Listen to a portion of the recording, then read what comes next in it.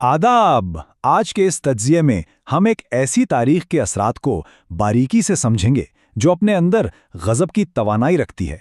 24 मई 2026। जी हाँ, फराहम करदा मवाद के मुताबिक ये आम सा दिखने वाला इतवार का दिन फल्कियाती और रूहानी एतवार से किसी बड़े धमाके से कम नहीं। तो क्यों ना आसमान में होने वाले इस दिलचस्प खेल को थोड़ा और करीब से समझा जाए। जल्दी से देख लेते हैं कि आज हम किन अहम नुकात पर बात करेंगे। सबसे पहले सूरज की शाही ताकत का तज़किरा होगा, फिर सितारों की तरतीब और उससे बनने वाले राजयोगा पर नज़र डालेंगे।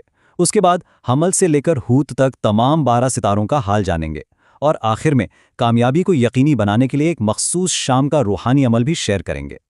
तो चलिए सीधा अपने पहले हिस्से की तरफ बढ़ते हैं, सूरज की शाही ताकत।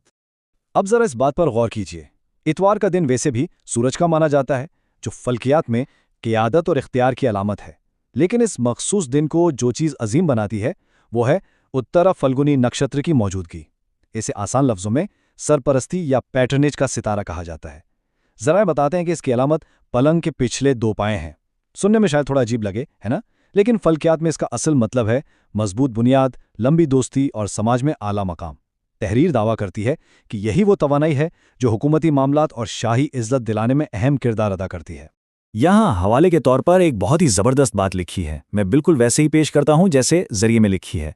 एक चमकने का दिन उन लोगों के लिए जिनका सरकारी काम अटका है, नौकरी रुकी हुई है या जो समाज में अपना जायज़ मुकाम चाहते हैं। यानी ये आसमानी बातें सिर्फ हवा में तीर चलाने वाली बात नहीं है। अगर कोई सख्त मेहनत कर रहा है और फिर भी उसके रास्ते बंद हैं, तो फल्कियाती नुक्ते नज़र से ये दिन इन्हीं रुकावटों को तोड़कर हकदार को उसका मुकाम दिलवाने का एक बेहतरीन मौका फराहम करता है। अब आते हैं दूसरे अहम हिस्से की तरफ, जो है सितारों की तरतीब और राजयोगा। ये सितारों की तरतीब असल में एक बहुत ही ताकतवर कॉम्बिनेशन है। एक तरफ महीने का हाकिम ज्येष्ठा का सूरज है, जो शाही इख्तियार और कुव्वत से लबरेज है, और ठीक उसी वक्त चांद राशि तब्दील करके कन्या यानी वर्गों में दाखिल हो रहा है।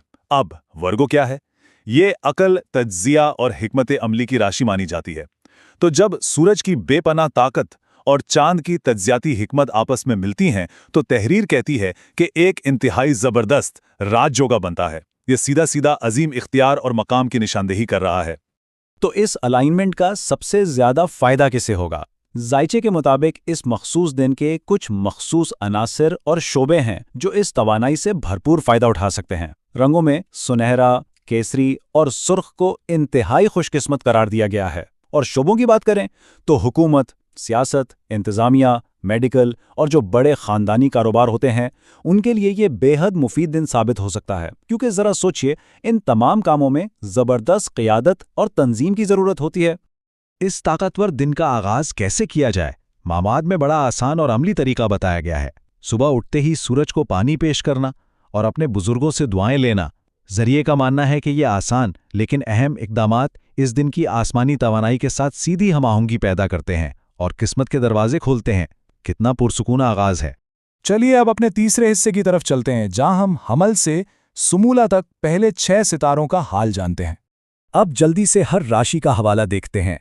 हमल यानी एरीज वालों के लिए फतह का दिन है। खास तौर पर अदालती मामलात में इनका दबदबा रहेगा। सौर यानी टॉरस अफराद का दिमाग आज अलग ही चमकेगा, जिससे उन्हें तख्लीकी कामों में बड़ा मुनाफा होगा और बच्चों की तरफ से खुशखबरी मिल सकती है। और जौज़ा यानी जेमिनी के हवाले से तहरीर कहती है कि जायदाद और गाड़ी के मामलात में फतह होगी और इसमें घर की खुशहाली और माँ की दुआएं सबसे अहम किरदार अदा करेंगी। इसी मोमेंटम को बरकरार रखते हुए आगे बढ़ते हैं।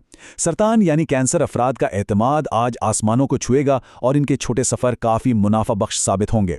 असद यानी लियो वालों के लिए तो बहुत ज़बरदस्त दौलत और रुका हुआ पैसा मिलने की पेशगोई की गई है।